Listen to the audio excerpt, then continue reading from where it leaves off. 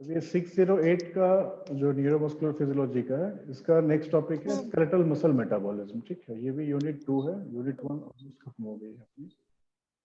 तो इसमें बेसिकली हम लोग देखेंगे स्केलेटल मसल की कैसे मेटाबॉलिज्म होती है। ठीक है, तो इसमें जो है बेसिकली मसल टिश्यू, अगर हम मसल टिश्यू की बात करें तो this is a significant consumer of nutrients and oxygen consumption. ठीक है, क्योंकि बॉडी में जो भी रिक्वायरमेंट है हमारी न्यूट्रिशन की या ऑक्सीजन रिक्वायरमेंट है, इसकी फुलफिलमेंट करती है सेल्स। ठीक है, तो वो cells in a large form they are known as tissue. तो ये क्या है, it is a dependent. Dependent कहने का सेंस है कि मतलब जिस टाइप का वर्क है, जिस टाइप की रिक्वायरमेंट है, नीड है, वो डिपेंड करती है ऑर्गन के फंक्शन पर और बॉडी के स्टेटस पर। ठीक है, साथ साथ इन्वायरमेंट भी उसमें इफेक्ट करता है। उसके बाद न्यूट्रिशन का भी इफेक्ट आता है। तो मैंने होल टोटल मिलाकर हम देखते हैं कि कोई भी मसल टिश्यू है वो कैसे काम करती है।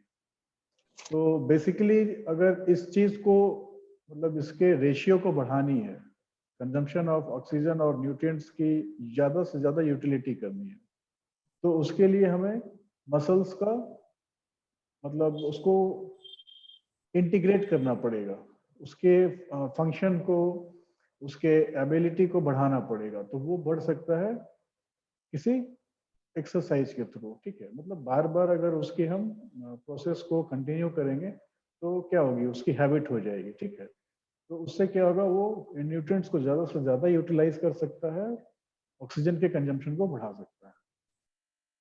तो मसल सेल्स जो है they are able to function effectively for a proper time without oxygen supply. मतलब एनएरोबिक कंडीशन में भी कुछ देर तक वो काम कर सकता है, लेकिन उसको प्रॉपर फंक्शनिंग के लिए ऑक्सीजन की रिक्वायरमेंट और न्यूट्रिएंट्स की रिक्वायरमेंट टाइम टू टाइम मिलते रहने चाहिए। तो इस कारण से क्या है, सबसे इंपॉर्टेंट इसमें आती है फिर वही ग्लूकोज। ठीक है, ग्लूकोज की कितनी वैल्यू है इसमें, उसकी क्वांटिटी है, उस पर ये डिपेंड करती है। तो एनएरोबिक कंडीशन में मतलब जो भी ग्लाइकोजेन या फॉस्फोक्रिएटिन जो बॉडी में स्टोरेज होती है, मसल्स टिश्यूज में स्टोरेज होती है, उसको वो एनएरोबिक कंडीशन में यूटिलाइज करती है। तो जैसे कहते हैं ना, फास्टिंग कंडीशन में भी ऐसा तो नहीं कि इंसान 24 घंटा नहीं खाना खाया या पानी नहीं पिया तो मतलब मर जाएगा, सेल्स डैमेज हो जाएंगे, वैसा कुछ नहीं।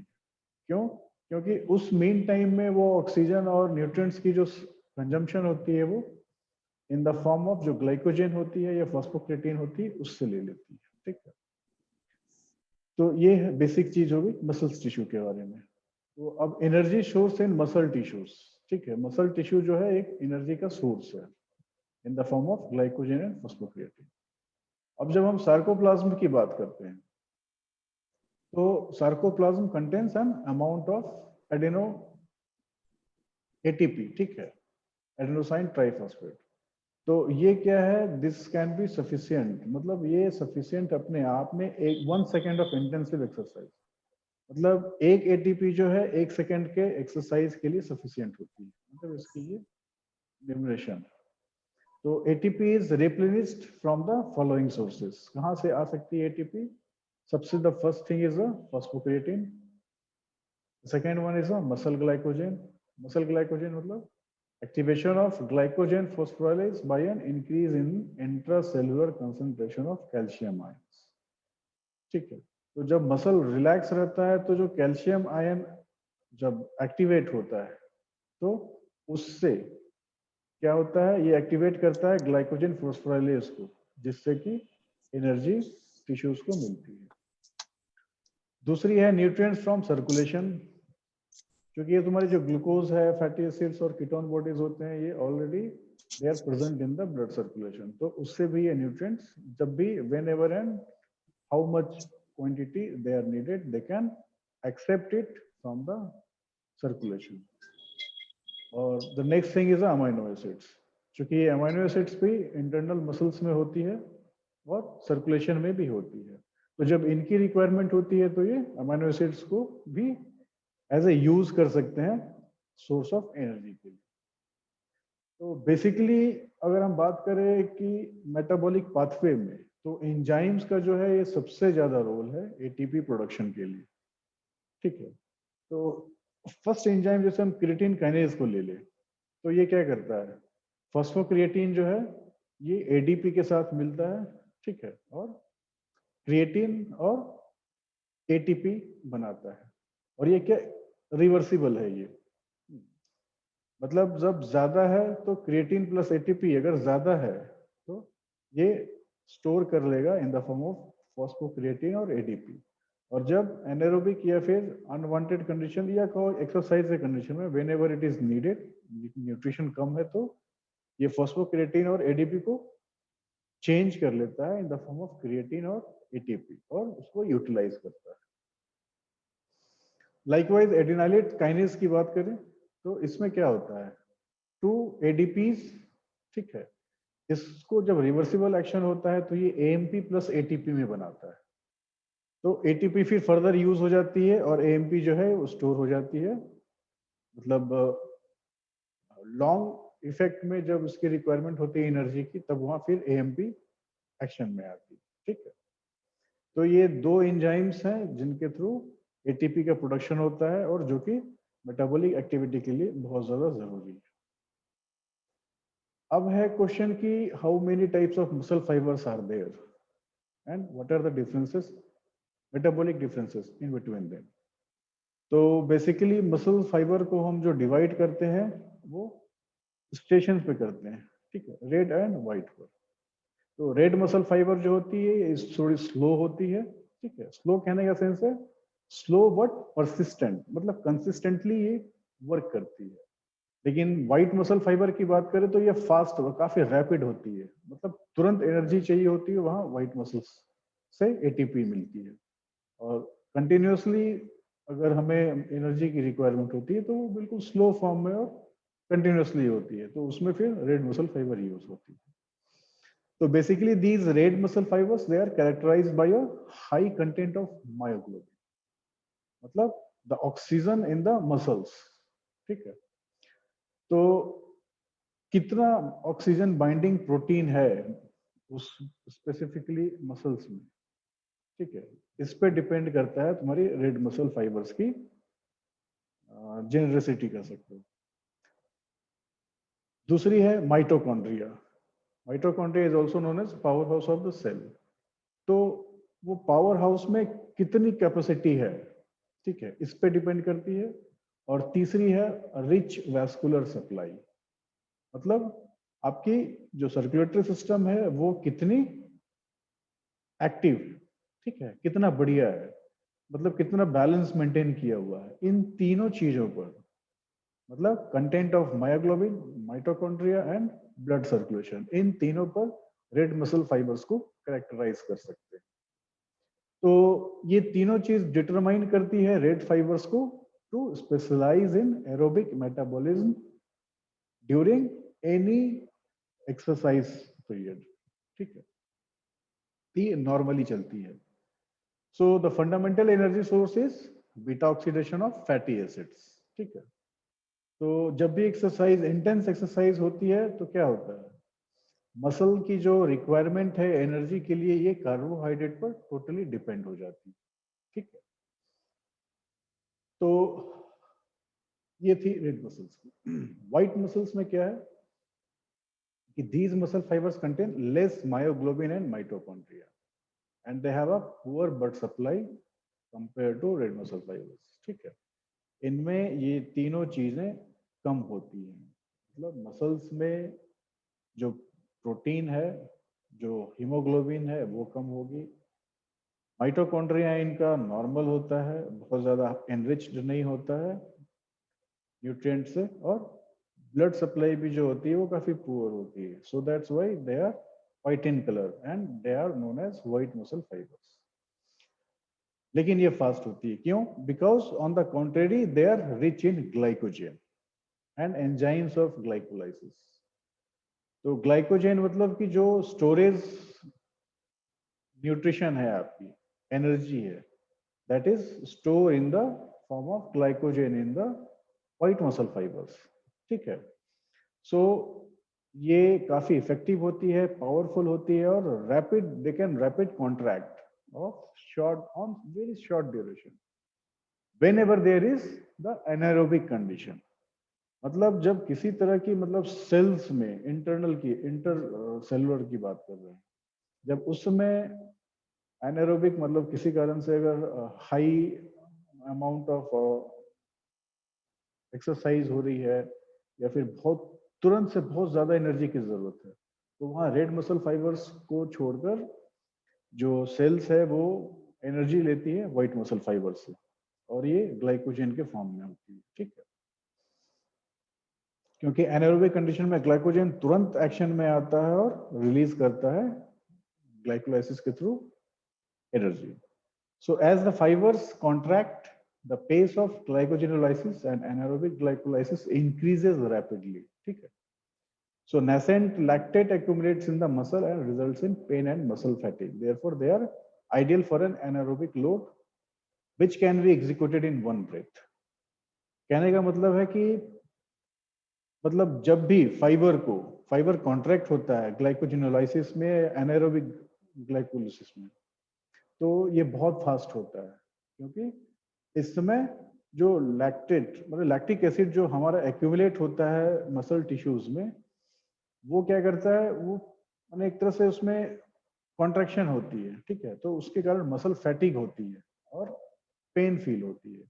तो इस कंडीशन में क्या होता है, कंडीशन तो एनारोबिक रहता है, तो ग्लाइकोजेनोलाइसिस तुरंत होती है और एनारोबिक ग्लाइकोलाइसिस जो होती है वो बढ़ जाती है। इस कारण से ग्लाइकोजन टूट जाती है और in the form of ATPs, they provide the cells so that they can prevent from the accumulation of further lactic acid. ठीक है, तो जब तक ये लैक्टिक एसिड चलते रहेगा तब तक ये ग्लाइकोजिनोलाइसिस होते रहेगी। एक बार खत्म हो गया फिर ये नॉर्मल हो जाएगी, व्हाइट मसल फाइबर फिर स्टोर हो जाएगा और दोबारा ये एनर्जी रेड मसल फाइबर से लेने लगेगी। So again, this lactate is released from muscle into the bloodstream, which carry to the liver.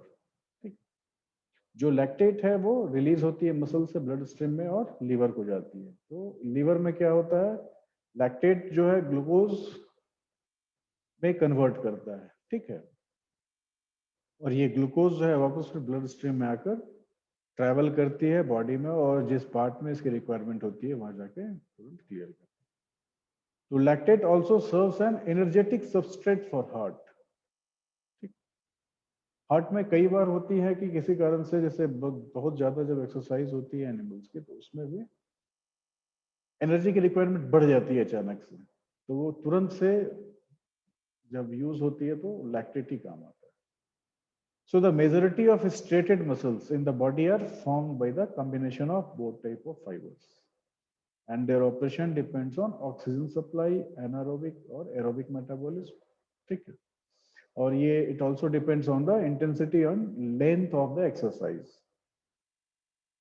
तो चूंकि एनिमल के बॉडी में जो स्केलेटल मसल की बात कर रहे हैं, सॉरी स्ट्रेटेड मसल्स की बात कर रहे हैं, तो इसमें रेड मसल और व्हाइट मसल फाइबर्स दोनों होते हैं। ठीक है, तो जब भी मतलब किसी ऐसा काम जिसमें ऑक्सीजन की सप्लाई ज्यादा जरूरत है लेकिन नहीं हो पा रही है, या एनारोबिक कंडीशन है, तो वहां पर व्हाइट मसल तुरंत एक्शन में आती है। ठीक है, अब अगर हम बात करें effect of hormones on muscle metabolism, मतलब ये मसल मेटाबॉलिज्म में हार्मोन का क्या रोल है, तो दैट इज कह सकते हैं कि these muscle metabolism that is modulated by the several hormones. ठीक है, जैसे एग्जांपल के लिए देख लो इंसुलिन, ये क्या करता है, गेटवे ऑफ जो ग्लूकोज का गेटवे है या फिर फैटी एसिड्स को मसल सेल्स में, मतलब GLUT four in the form of glucose and fatty acids into muscle cells, इसको इंक्रीज करता है कौन, हार्मोन इंसुलिन। फिर concurrently insulin also activates anabolic process for the formation of glycogen, triglycerides and proteins।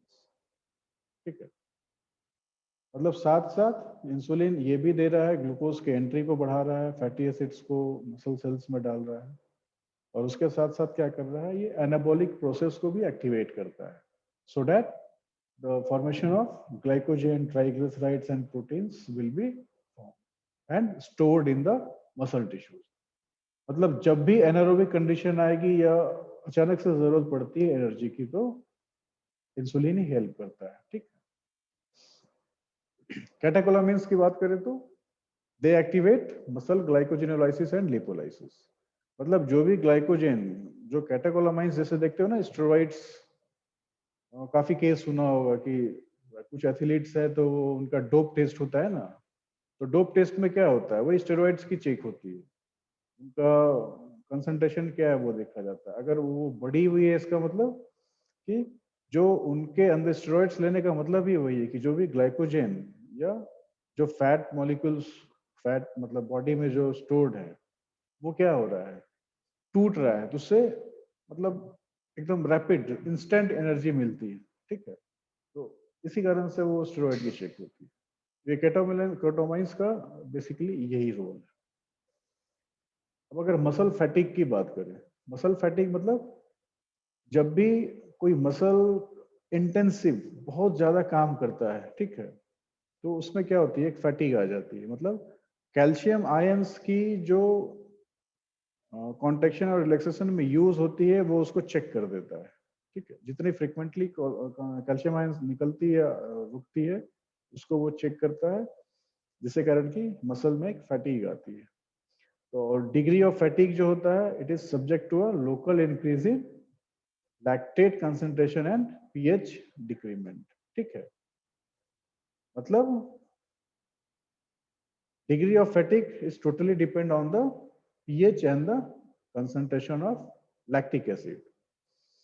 So this is an important protective mechanism by which an alertness of an individual regarding their damage of muscle cells is evoked. ठीक है, मतलब ये muscle फैटिगनेस किस range का है, किस intensive का है, तो उस इंटेंशन को बताता है कि मतलब जो भी है एनिमल कि इससे और फर्दर काम लिया जाए या ना लिया जाए। क्योंकि क्या होगा, ज्यादा हो जाएगा तो शॉक के कंडीशन में आएगा और वो फेंट कर जाएगा एनिमल, तो lack of oxygen and nutrients. So muscle fatigue can be decrease by sympathetic activation और कैटेकोलामाइंस, मतलब किसी स्टेरॉइड से या फिर सिंपैथेटिक नर्व के एक्शन में आने से होगा। तो दोनों कंडीशन में क्या होगा, ग्लाइकोजिनोलाइसिस होनी जब मस्ट है, जब तक ग्लूकोज की मतलब फ्रीक्वेंट नहीं रिक्वायरमेंट मिलेगी तब तक मुश्किल। सो जो ट्रेंड इंडिविजुअल्स होते हैं, देखते होंगे कि कुछ बैल जो हैं कंटिन्यूअस खेत में काम करते हैं लेकिन उनको प्रॉब्लम नहीं होती है, लेकिन गाय को नहीं है। हमने गाय को अगर लगा दे बैल की जगह पे तो क्या होगा, थोड़ी देर हल जोतेगी उसके बाद फिर गिर जाएगी, क्योंकि they do not have the regular exercise, और मतलब वो उनकी कैपेबिलिटी को नहीं है, उसमें वो एबिलिटी नहीं है, वो कैपेबिलिटी को नहीं बढ़ा रखा है।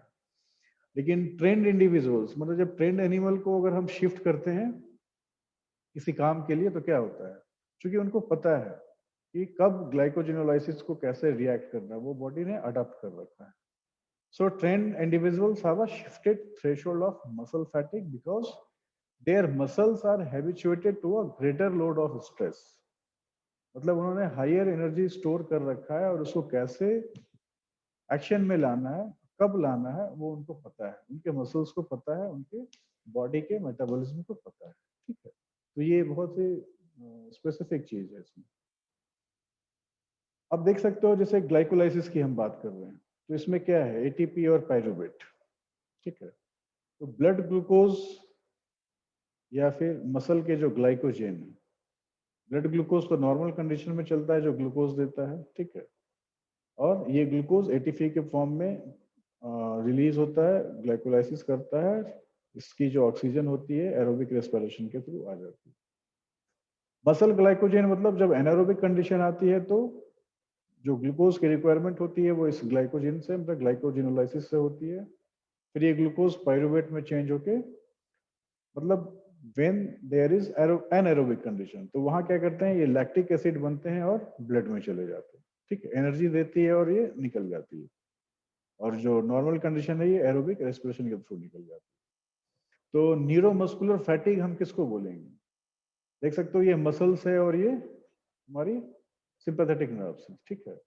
तो इसमें मसल्स क्या कर रहा है, we need more acetylcholine to contract, मतलब न्यूरोट्रांसमीटर इनको ज्यादा चाहिए कॉन्ट्रैक्ट या रिलैक्स करने के लिए, और वो टोटली डिपेंड करती है कैल्शियम आयंस पर। लेकिन एसिटाइल कोलिन के कम होने से कैल्शियम आयंस का एक्शन वीक हो जाता है, जिसके कारण मसल की कॉन्ट्रैक्शन और रिलैक्सेशन कमजोर पड़ जाती है। और अगर ज्यादा काम कराया जाए तो क्या होगा, एनारोबिक कंडीशन होगी, मतलब लैक ऑफ ऑक्सीजन होगी, और वहां लैक्टिक एसिड का फॉर्मेशन होने लगेगा। तो मसल्स कहता है भैया न्यूरोट्रांसमीटर तुम दो, एसिटाइल कोलिन दो। अब ये क्या बोल रहा है, so out of shape I can't give any more any faster, मतलब जो नर्व्स है वो बोलता है कि भैया हमें तो स्क्वीज्ड कर दिया गया है, मेरी जो कैपेबिलिटी थी उससे ज्यादा हमें वर्कआउट किया गया है, तो मेरी स्ट्रक्चर गड़बड़ हो गई, मतलब मेरे अंदर जो एंजाइम्स थी, जो न्यूरोट्रांसमीटर्स थे, वो कम पड़ गए हैं, ठीक है, तो तुम अपनी रिक्वायरमेंट अपने से पूरी करो। तो ये पूरी कहाँ से करता है, उसी लैक्टिक एसिड को फिर जो मसल ग्लाइकोजेन में है उसको ग्लाइकोजिनोलाइसिस से तोड़कर ग्लूकोज लाता है, और लैक्टिक एसिड जो है वो फर्दर जो बनती है उसको ब्लड में ट्रांसपोर्ट करा देता है। फिर क्रेब्स साइकिल के थ्रू वो वापस लैक्टिक एसिड टूट जाता है और बाहर चले जाता है रेस्पिरेशन और इसके थ्रू, किडनीज के थ्रू, ठीक है, फिर वो नॉर्मल स्टेट को मेंटेन करता है। तो अगर हम मेटाबॉलिज्म की बात करें इन मसल्स, ठीक है, अमीनो एसिड्स के क्या मेटाबॉलिज्म है मसल्स में, तो उसमें बेसिकली चीजें हैं आपकी striated muscle that are capable of metabolising branch chain and further acids, ठीक है। तो striated muscles they can metabolise the branch chain and amino acids, ठीक है। अब इसमें क्या होता है, ये जो कार्बन होते हैं बिकॉज ये यूटिलाइज होते हैं एनर्जी मेटाबॉलिज्म में, और अमीनो ग्रुप सर्व करता है for the synthesis of these enzymes alanine, glutamate and glutamine, ठीक है। तो ये एलानाइन ग्लूटामिन जो है ये रिलीज होते हैं फर्दर ब्लड स्ट्रीम में, ठीक है, और ग्लूटामिन जो है ये सर्व करती है प्राइमरी ट्रांसपोर्ट फॉर अमोनिया, ठीक है। तो एलानिन और ग्लूटामिन जो है ये मतलब डीएमिनेटेड इन द लीवर, मतलब जो अमीनो एसिड्स है उसको ब्रेक करता है लीवर में, और अमोनिया को ट्रांसफॉर्म करता है यूरिया में। इसलिए बोला कि लैक्टिक एसिड जो है निकल जाएगी ब्लड से, ठीक है, ब्लड से थ्रू किडनी या फिर रेस्पिरेशन के through. So the liver is capable of resynthesizing alanine into glucose and the alanine cycle is complete. मतलब एक बार जब मतलब क्या बोलो डीएमिनेशन करेगा लीवर में, तो अमोनिया तो निकल जाएगा यूरिया के थ्रू, और फर्दर उसको फिर रीयूज कर सकता है और रीसिंथेसाइज करता है वापस एलानाइन को into glucose and the cycle will continuous, ठीक है। तो अब बेसिकली हम बात करते हैं अमीनो एसिड्स की, तो these become an important source of energy during intense exercise or prolonged fasting, ठीक है। नॉर्मल कंडीशन में तो काम कर रही है, लेकिन एनारोबिक कंडीशन में amino acids are the best source of energy, ठीक है। दूसरी बात करें ग्लूकोकॉर्टिकोइड्स की, लाइक कॉर्टिसोल्स, तो ये स्टिमुलेट करते हैं प्रोटीन कैटाबॉलिज्म को, ठीक है। जो मसल्स में प्रोटीन होते हैं उनको कैटाबोलाइज करती है और रिलीज करती है अमीनो एसिड्स, जो कि फर्दर ग्लूकोनियोजेनेसिस में एक्ट करती है और सप्लाई करती है ग्लूकोज, ठीक है। क्रेटिनिन और फॉस्फोक्रेटिन की बात करें तो this creatine is synthesised in kidney and liver from glycine, arginine and SAM, ठीक है, एस एडिनोसाइल मेथियोनिन। तो ये क्रेटिनिन का रोल बहुत ही इंपॉर्टेंट है, प्रीवियस स्लाइड में भी देखा था। तो ये करता क्या है, मसल्स में ये क्रेटिन जो है मतलब फॉस्फोराइलेटेड करती है टू फॉस्फोक्रिएटिन, मतलब it changes phosphorylated to phosphocreatine, मतलब एटीपी कंजम्पशन जो है इसको कैटालाइज करती है in the form of in the presence of creatine kinase, और फिर फर्दर सीएमपी के साथ मिलकर एटीपी प्रोड्यूस करती है, ठीक है, मतलब तुरंत इंस्टेंट एनर्जी देती है। So non enzymatic cyclisation of creatine also forms creatine, ठीक है, that is a waste product excreted in the urine. जो भी वेस्ट प्रोडक्ट मिल रही है देख रहे हो, या तो आइदर रेस्पिरेशन से निकल रही है या फिर किडनी के थ्रू यूरिन से निकल रही है, ठीक है। अब अगर हम डायग्नोस्टिक की बात करें ड्यूरिंग द मसल डिजीज, तो इसमें जो क्रिएटिन काइनेज है ये डिफरेंशिएट करता है different different sites for the activities. तो एक हो गया क्रिएटिन काइनेज, ठीक है, एक एमएम हो गया और एक एमबी, मतलब these things are located in the skeletal muscles और इन द मायोकार्डियम, ठीक है, स्केलेटल मसल में हो गया और ये मायोकार्डियम में। तो ट्रोपोनिन और ट्रोपोमायोसिन पढ़े होंगे, है ना। तो इसमें ट्रोपोनिन आई एंड टी दो तरह की होती है, स्पेसिफिक कार्डियक मेकर्स मार्कर से ये, and peak concentrations are reached about 14 hours after myocardial infarction. मतलब डायग्नोस्टिक कंडीशन में जब मसल डिजीज है उसकी अगर हम डायग्नोज करें कि कैसे पता चल रहा है कि हाँ डिजीज कंडीशन में है मसल, तो उसके लिए ये ट्रोपोनिन आई और टी जो दो तरह के ट्रोपोनिन है इनको हम स्पेसिफिकली चेक करते हैं। तो अगर किसी तरह की कार्डियक मार्कर्स बिकॉज ये हैं, तो अगर किसी तरह की कोई चेंज आती है तो उसमें हम डिफ्रेंशिएट कर सकते हैं, बिकॉज मायोकार्डियल इंफार्क्शन जो है ये 14 घंटे पे आ जाती है, ठीक है, इसका इंक्यूबेशन पीरियड है 14 आवर्स। तो इसमें अगर ट्रोपोनिन आई और टी मिल रहा है तो मतलब कि the muscle is in disease state, ठीक है। So myoglobin released into the bloodstream after damage to skeletal और कार्डियक मसल, ठीक है। Its massive release into the bloodstream can cause kidney failure. As a cardiac marker, this specificity is low, but it reaches peak concentration in just 6 hours after myocardial infarction. Myoglobin की हम बात कर रहे हैं। Myoglobin मतलब the haemoglobin which is present in the muscles, ठीक है। तो इंस्टेंट एनर्जी चाहिए तो कहीं ना कहीं से तो ऑक्सीजन कैरिंग मटेरियल्स को लाना पड़ेगा, ठीक है, तो वो आती है मसल्स में, बिल्कुल पास में जो रहती है, क्योंकि मसल्स की हम बात कर रहे हैं, टिश्यूज की। तो ये ब्लड स्ट्रीम में आती है कहाँ, जहां भी डैमेज मसल्स होते हैं, ठीक है। और ब्लड स्ट्रीम में आती है मतलब कि कहीं किडनी फेलियर में है, इसका मतलब ब्लड स्ट्रीम में वो आ गई, ये मतलब मार्कर्स है। तो एज ए कार्डियक मार्कर की हम जब बात करें तो मतलब काफी लो वॉल्यूम में होती है, लेकिन ऑलमोस्ट जो मायोकार्डियल इंफार्क्शन होती है, मतलब अगर if any type of obstruction in the cardiac muscle is there, then this myoglobin will comes within the 6 hours of this myocardial infarction, ठीक है।